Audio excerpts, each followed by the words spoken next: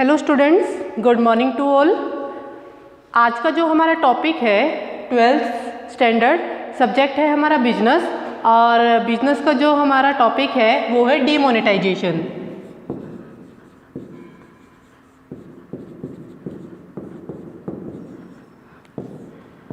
Demonetisation हम किसे कहते हैं? जो आपका डीमोनेटाइजेशन का टॉपिक है ये हमारा बिजनेस एनवायरनमेंट के चैप्टर में है। तो बिजनेस एनवायरनमेंट के चैप्टर में जो आपने पढ़ा था कि वो सभी फैक्टर्स इंक्लूड होते हैं जो हमारे बिजनेस की एक्टिविटीज़ को क्या करते हैं, इफेक्ट करते हैं, यानी कि प्रभावित करते हैं। तो जिसके अकॉर्डिंग हमें अपने आप को एडजस्ट करना होता है। साथ ही साथ यहाँ पर हमें ये ध्यान में रखना होता है कि जैसे इंटरनल या एक्सटर्नल एनवायरनमेंट था हमारा, एक्सटर्नल में भी हमारा माइक्रो और मैक्रो की कैटेगरी में आपने डिवाइड किया था। माइक्रो एनवायरनमेंट और मैक्रो एनवायरनमेंट के अंदर जितने भी फैक्टर्स आपने पढ़े थे वो हमारे बिजनेस के बाहर शामिल होते हैं, और बिजनेस के बाहर से हमें क्या करते हैं, इफ़ेक्ट करते हैं, यानी कि प्रभावित करते हैं। तो उसके अंदर एक पॉइंट हमारा नया इंक्लूड किया गया है इस बार, जिसको हम क्या नाम देते हैं, डीमोनेटाइजेशन नाम देते हैं। तो जो डीमोनेटाइजेशन है वो क्या होता है, दूसरी बात किस तरीके से किया जाता है, तीसरी बात कौन कर सकता है, ठीक है, और किस पर्पस के लिए कर सकता है। तो जैसा कि आप सभी जानते हैं कि हमारी कंट्री के अंदर 8 नवंबर 2016 को 8 नवंबर 2016 को डीमोनेटाइजेशन किया गया था इंडियन गवर्नमेंट के द्वारा। मोदी जी ने अनाउंस किया था 8 नवंबर 2016 को रात को। क्या अनाउंस किया था कि हमारी करेंसी के अंदर कुछ चेंजेस आएंगे। करेंसी के अंदर कुछ चेंजेस आने का क्या मतलब हुआ कि हमारे 500 रुपीज़ और जो हमारे 1000 रुपीज़ के जो नोट्स थे उनको क्या कर दिया गया, कैंसल। जो हमारे 500 और जो हमारे 1000 रुपीज़ के क्या थे, नोट्स थे, उनको क्या कर दिया गया था, कैंसिल कर दिया गया था। क्रॉस आप लगा सकते हैं या फिर आप लिख सकते हैं कि इनको क्या कर दिया गया था, कैंसिल कर दिया गया था। कैंसिल करने का मतलब क्या हुआ कि डीमोनेटाइजेशन हम उसे कहते हैं जहाँ पर किसी भी करेंसी को अमान्य घोषित कर दिया जाए उस देश की, उस इकोनॉमी की गवर्नमेंट के द्वारा या फिर सरकार के द्वारा।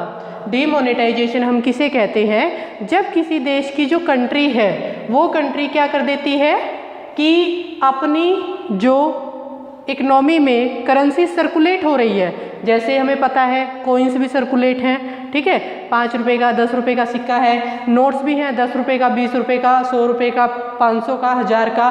तो यहाँ पर जो हमारे पहले चलते थे 8 नवंबर 2016 से पहले 500 रुपये के और 1000 रुपये के जो क्या थे, करेंसी सर्कुलेट थी, नोट्स जो हमारे सर्कुलेट होते थे उनको क्या कर दिया गया, कैंसिल कर दिया गया, उनको अमान्य घोषित कर दिया गया।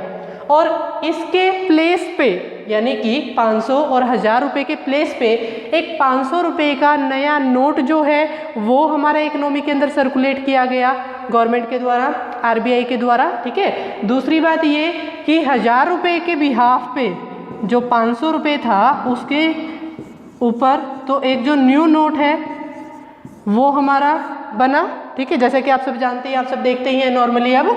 और इसके बिहाफ पे एक 2000 रुपीज़ का जो नोट है यानी कि न्यू नोट है वो हमारा मार्केट में क्या किया गया है, इशू किया गया है। तो ये हमारा क्या होता है, डीमोनेटाइजेशन होता है।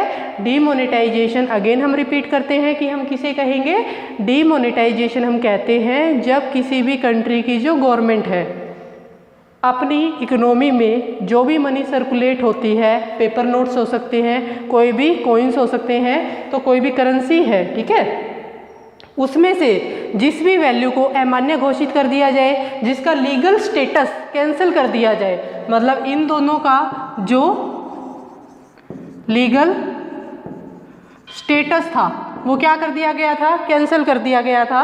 तो 500 और 1000 रुपये का लीगल स्टेटस कैंसिल कर दिया गया था, तो वो क्या कहलाता है, हमारा डीमोनेटाइजेशन कहलाता है। जब आप किसी भी पेपर नोट को क्या कर देते हैं, कैंसिल कर देते हैं, तो उसको आप क्या बोलते हो, डीमोनेटाइजेशन कहते हो। तो ये था हमारा डीमोनेटाइजेशन।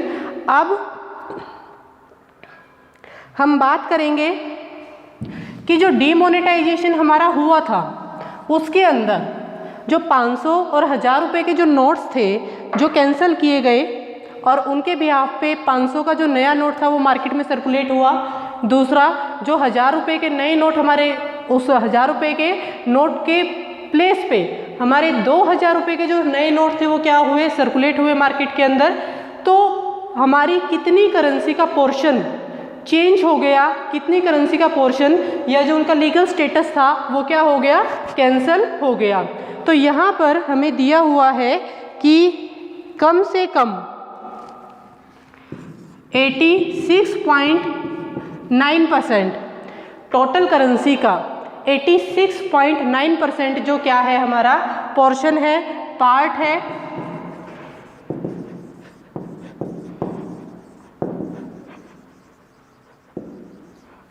वो क्या हो गया था, कैंसल।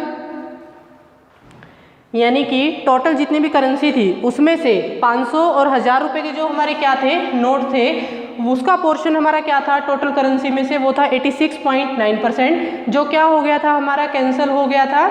और जो हमारा 100% में से बचा, इट मीन्स 13.1%, जिसमें आप शामिल कर सकते हो कि आपका 10 रुपये का नोट था, 20 रुपये का नोट था, 50 रुपये का नोट था, या फिर आपका जो कॉइन्स थे उनको आप इंक्लूड कर सकते हो। ये अभी भी मार्केट में क्या है, आपके सर्कुलेट होते हैं।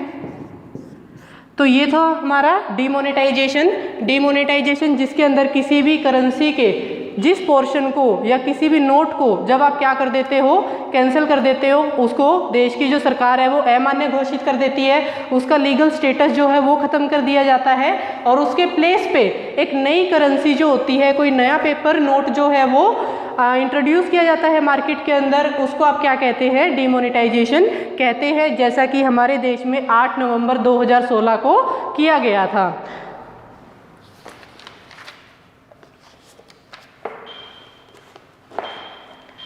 तो अब हम बात करेंगे डिमोनेटाइजेशन की फीचर्स के बारे में।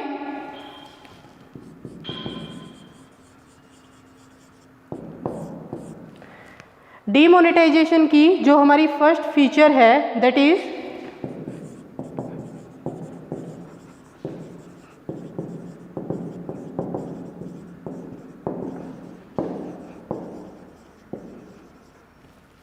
टैक्स एडमिनिस्ट्रेशन मेजर, यानी कि जो हमारा इंडिया का टैक्स डिपार्टमेंट है, अब जो भी हमारी इकोनॉमी के अंदर जो भी लोग मनी को अर्न करते हैं, हमें पता है कि अगर वो मनी हमारी एक लिमिट से ज़्यादा है जिसके ऊपर टैक्स की स्लैब्स का क्या किया जाता है, यूज़ किया जाता है। टैक्स की स्लैब्स का मतलब यहाँ पर ये होगा कि जो टैक्स की रेट हमारी शामिल की जाती है। जैसे एक नॉर्मल व्यक्ति, इंडिविजुअल पर्सन की अगर हम बात करें, जिसकी इनकम पूरे ईयर की, पूरे अकाउंटिंग ईयर में 3 लाख से अगर क्या होगी, ज़्यादा होगी, तो उसके ऊपर जो टैक्स है वो लगना क्या हो जाएगा, हमारा स्टार्ट हो जाएगा। अगर कोई सीनियर सिटीजन है जिसकी एज हमारी 60 से अबोव होती है, ठीक है, तो उसको टैक्स में थोड़ा और छूट मिलती है। तो इस तरीके से जो टैक्स एडमिनिस्ट्रेशन क्या होती है, हमारी मेजरमेंट होती है, उसको मेज़र करने के लिए, क्योंकि जब 500 और 1000 के नोट हमारे मार्केट में बंद कर दिए गए तो लोगों में अफरा तफरी मच गई, क्योंकि टैक्स बचाने के लिए बहुत से लोगों ने अपनी जो इनकम है वो छुपा रखी थी। उनका कोई रिकॉर्ड नहीं था, ना तो कहीं बैंक के अंदर, ना ही कहीं अकाउंट्स में, ना ही उनकी जो इनकम टैक्स रिटर्न भरी जाती थी उनके अंदर। तो यहाँ पे लोगों की इनकम को, छुपी हुई इनकम को बाहर लाने के लिए, ताकि उसके ऊपर क्या किया जा सके, टैक्स की मेजरमेंट की जा सके, इसीलिए हमारा डिमोनेटाइजेशन जो है वो किया गया। यहाँ पर इसका मेन मोटिव आप ये भी कह सकते हो कि जो ब्लैक मनी लोगों के द्वारा क्रिएट की जाती है, ब्लैक मनी हम उसे कहते हैं जो मनी अनरिकॉर्डेड होती है, यानी कि जिसका रिकॉर्ड कहीं पर दर्ज नहीं है, आपके अकाउंट्स के अंदर नहीं है, गवर्नमेंट के पास इनकम टैक्स रिटर्न में कोई रिकॉर्ड नहीं है।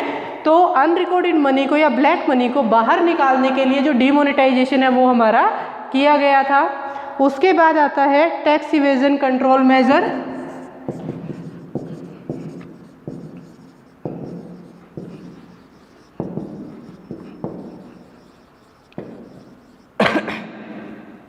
जो टैक्स इवेजन कंट्रोल मेजर है, टैक्स इवेजन का मतलब होगा कि एक तरीके से हम क्या करते हैं, टैक्स को बचाने की कोशिश करते हैं। टैक्स को अवॉइड करते हैं। टैक्स को अवॉइड करने का मतलब क्या होता है कि हम अपनी इनकम को अगर कम से कम दिखाएंगे, हम अपनी इनकम को अगर क्या दिखा रहे हैं, कम से कम दिखा रहे हैं, तो इसका मतलब ये होगा कि जितनी कम इनकम आप दिखाओगे उतना ही कम आपको टैक्स देना पड़ेगा।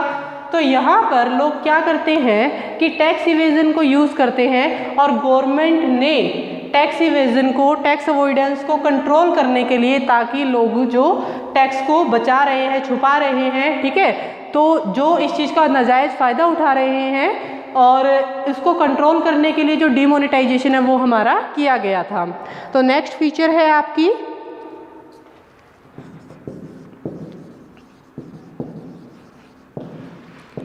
चैनलाइजिंग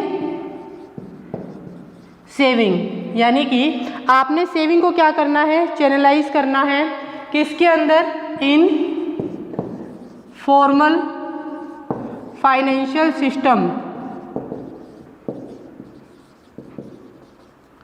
यानी कि आपने क्या करना है, सेविंग्स, यानी सेविंग का मतलब क्या होता है, हमारी इनकम का वो हिस्सा जो हम खर्च नहीं करते, हमारी इनकम का वो हिस्सा जो हम खर्च नहीं करते वो क्या कहलाती है, सेविंग कहलाती है। और जो हमारी क्या है, सेविंग है, उसको चैनलाइज करने के लिए, उसको फाइनेंशियल सिस्टम के अंदर लाने के लिए, ताकि वो सिक्योरिटी मार्केट में हमारी लाई जा सके, इन्वेस्टमेंट की जा सके। और अगर आप उस पैसे को जैसे कहीं बैंक वगैरह के अंदर डिपॉजिट कराते हो, किसी स्कीम के अंदर डालते हो, तो वहाँ से आपको क्या मिलता है, उसका बेनिफिट मिलता है, आप इंटरेस्ट उसके ऊपर अर्न कर सकते हैं। तो सेविंग को चैनलाइज करने के लिए भी हमारा डीमोनेटाइजेशन का यूज़ किया गया था, क्योंकि आपको पता है कि जब डीमोनेटाइजेशन से पहले लोगों के पास बहुत सारा पैसा था जो उनके घरों में उन्होंने छुपा के रखा हुआ था, जिसका कहीं पर कोई रिकॉर्ड नहीं था। जैसे ही डीमोनेटाइजेशन हुआ, अगले दिन से ही लोगों में अफरा तफरी हो गई कि लोग बैंकों की तरफ भागने लगे, कहीं हमारा पैसा मतलब ऐसे ही ना रह जाए और वो चलना ना बंद हो जाए, रद्दी की तरह ना हमें फेंकना पड़े। तो इसीलिए वो बैंकों की तरफ भागने पड़े, लाइनों में वो लगते थे और उसको बैंकों में क्या करवाने की कोशिश करते रहे, डिपॉजिट करवाने की कोशिश करते रहे। और जितनी ज़्यादा हमारी सेविंग बैंक के पास जाएगी, उतना ही ज़्यादा हमारा फाइनेंशियल सिस्टम या फाइनेंशियल मार्केट के अंदर जो मनी है, पैसा है, वो क्या होता है, हमारा सर्कुलेट होता है। After that creating less cash economy,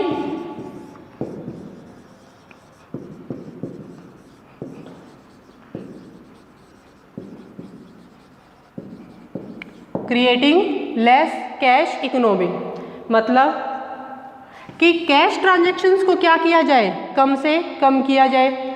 जो हमारी इकोनॉमी में कैश ट्रांजैक्शंस होती हैं उनको कम से कम किया जाए। जैसा कि आपने उस टाइम में 2016 के एंड में और 17 में देखा होगा कि ज़्यादा से ज़्यादा हमारे डिजिटल पेमेंट्स का जो प्रचलन है वो 17 में ही स्टार्ट हुआ था।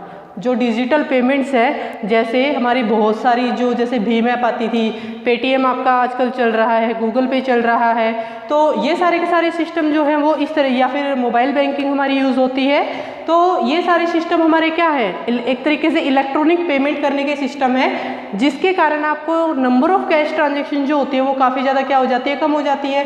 कैसे, सपोज आप मार्केट गए, आपको कोई सामान खरीदना है तो आपको अपनी जेब में कैश रखने की ज़रूरत नहीं है। अगर आप किसी भी टाइप की मोबाइल बैंकिंग का या फिर आप पेटीएम का या गूगल पे का क्या करते हैं, यूज़ करते हैं। जैसे मैं अपना ही एक एग्जांपल आपको देती हूँ कि मैंने लास्ट वीक में कोई इलेक्ट्रॉनिक छोटी सी कोई आइटम खरीदनी थी, तो उसके अंदर क्या हुआ कि कैश नहीं था, तो मैंने क्या किया, गूगल पे से पेमेंट कर दी। तो ये क्या है, हमारा एक तरीके से लेस कैश इकोनॉमी को क्या करता है, क्रिएट करता है। तो इस तरीके से हमारा क्या होता है, डीमोनेटाइजेशन जो है वो ये सभी काम को भी क्या करता है, शामिल करता है। और ये सारी चीज़ें होना हमारी कंट्री के लिए पॉजिटिव मेजरमेंट का काम करती हैं, क्योंकि ये सारी चीज़ें क्या इफेक्ट डालेंगी, पॉजिटिव इफेक्ट डालेंगी हमारी कंट्री के ऊपर। तो उसके बाद हम बात करेंगे यहाँ पे कुछ इकोनॉमिक रिफॉर्म्स की।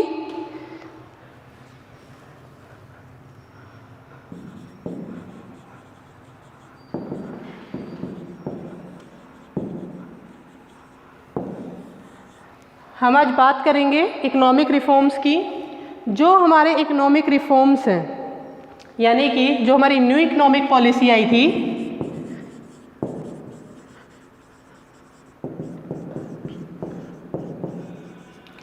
न्यू इकोनॉमिक पॉलिसी के अंदर एक हमारा टॉपिक है LPG। LPG के अंदर हम इसको किस तरीके से 3 कैटेगरी में डिवाइड करते हैं। L means liberalisation, P means privatisation and G means globalisation. तो यहाँ पर न्यू इकोनॉमिक पॉलिसी जो है हमारी कंट्री की, उसके अंदर LPG टर्म को यूज़ किया जाता है। LPG जो हमारी क्या है, टर्म है। L मीन्स लिबरलाइजेशन, जो P है privatisation, then G means globalisation. जो लिबरलाइजेशन है हमारा, लिबरलाइजेशन का मतलब ये होता है कि प्रजातांत्रिक पंजों से किसी चीज़ को छुड़वाना। फॉर एग्जाम्पल हम बात करते हैं, जैसे कोई पंछी है, कबूतर समथिंग हम कह सकते हैं, तो आपने देखा होगा कि कुछ लोग अपने शौक के लिए उसको पिंजरे में बंद कर लेते हैं। तोता है, पैरेट होता है, उसको पिंजरे में बंद कर लेते हैं, ठीक है। तो उसको उस पिंजरे से आज़ाद कराना, उसको एक तरीके से फ्रीडम दे देना, ठीक है, आज़ादी दे देना, ताकि वो अपनी मर्जी से उड़ सके, खा सके, पी सके, अपनी मर्जी से जी सके। तो वो क्या कहलाता है, लिबरलाइजेशन कहलाता है। अब लिबरलाइजेशन को हम हमारी कंट्री से, हमारी इकोनॉमी से कैसे रिलेट करेंगे। लिबरलाइजेशन का मीनिंग हमारा एक्चुअल ये है कि किसी भी बिजनेस के लिए, किसी भी बिजनेस की एक्टिविटी के लिए, या जैसे किसी न्यू बिजनेस हमने एस्टेब्लिश करना है, तो उसके लिए आपको गवर्नमेंट से क्या लेना है, लाइसेंस लेना है। तो उसके लिए आप क्या करेंगे कि एक नई पॉलिसी ऐसी बनाएंगे जहां पर उस बिजनेस को कोई न्यू फॉर्मेलिटीज़ या बहुत ज़्यादा नंबर ऑफ फॉर्मेलिटीज़ पूरी ना करनी पड़े। तो वो क्या कहलाता है, लिबरलाइजेशन कहलाता है। इट मीन्स कि गवर्नमेंट का कंट्रोल किसी भी चीज़ पे कम से कम कर देना। गवर्नमेंट का जो कंट्रोल है, जो उसके ऊपर रूल्स रेगुलेशन फॉलो करने का जो बर्डन है, उसको कम से कम कर देना, वो क्या कहलाता है, लिबरलाइजेशन कहलाता है, ठीक है। टू अनशेकल, अनशेकल मतलब किसी को, जैसे हम पंछी को आज़ाद करवाते हैं, किसी के कंट्रोल को कम करते हैं, किसी को आज़ादी देते हैं। तो यहाँ पर अपनी मर्जी से क्या प्रोडक्शन करना है, कितनी प्रोडक्शन करना है, क्या प्राइस डिसाइड करना है किसी भी गुड्स का या किसी भी कमोडिटी का, तो ये सारी बातें डिसाइड करना किसके अंदर आएगा, हमारा लिबरलाइजेशन के अंदर आएगा। मतलब फ्रीडम देना, ताकि ज़्यादा लीगल फॉर्मेलिटीज़ हमें पूरी ना करनी पड़े। सेकेंड पॉइंट हमारा आता है privatisation. Privatisation means government sector के दरवाजे ओपन कर दिए जाते हैं, किसके लिए, प्राइवेट सेक्टर के लिए। इसका मतलब आप गवर्नमेंट सेक्टर में प्राइवेट सेक्टर को शामिल करते हो, कि जो हमारा प्राइवेट सेक्टर है, प्राइवेट सेक्टर के पास पैसा इन्वेस्ट करने के लिए बहुत ज़्यादा है, उनके पास मैनेजमेंट एफिशिएंसी कैपेबिलिटी बहुत ज़्यादा है, बट गवर्नमेंट सेक्टर के पास ना तो मनी इन्वेस्टमेंट के लिए बहुत ज़्यादा हम कह सकते हैं, क्योंकि उसके रिसोर्स और इनकम जो है वो हमारा, जैसे कि एक टैक्स है या कुछ नॉन टैक्स हमारी रिसिप्ट होती हैं, जिसको हम आगे पढ़ेंगे बजट के चैप्टर में। तो प्राइवेटाइजेशन का मतलब है जब आप गवर्नमेंट सेक्टर में प्राइवेट इंडस्ट्रीज़ को, प्राइवेट बिजनेस को, प्राइवेट सेक्टर को इंक्लूड कर लेते हो, शामिल कर लेते हो, तो वो हमारा क्या कहलाता है, प्राइवेटाइजेशन कहलाता है। उसके बाद आता है ग्लोबलाइजेशन। ग्लोबलाइजेशन मीन्स जब कोई भी कंट्री सिर्फ अपने ही देश में प्रोडक्शन करके उस गुड्स को बेचने की बजाय अपनी कंट्री की बाउंड्री के बाहर उस गुड्स को क्या करती है, सेल करती है। जब कोई कंट्री अपनी ही कंट्री में गुड्स को बनाती है और उसको विदेशों में क्या करती है, फॉरेन कंट्रीज़ के अंदर सेल करती है, रेस्ट ऑफ द वर्ल्ड में, अलग अलग कंट्रीज़ के अंदर, तो वो क्या कहलाता है, हमारा ग्लोबलाइजेशन कहलाता है, जिसको आप क्या बोलते हो, वैश्वीकरण भी बोलते हो। तो ये था हमारा डीमोनेटाइजेशन का आज का टॉपिक, और कुछ इकोनॉमिक रिफॉर्म्स के अंदर हमने एलपीजी का जो पॉइंट है, लिबरलाइजेशन, प्राइवेटाइजेशन एंड ग्लोबलाइजेशन, जो हमने आज पढ़ा। आई होप कि आप सबको ये समझ आया होगा। तो इस वीडियो को देखने के लिए thank you, and watch this video regularly and please like this.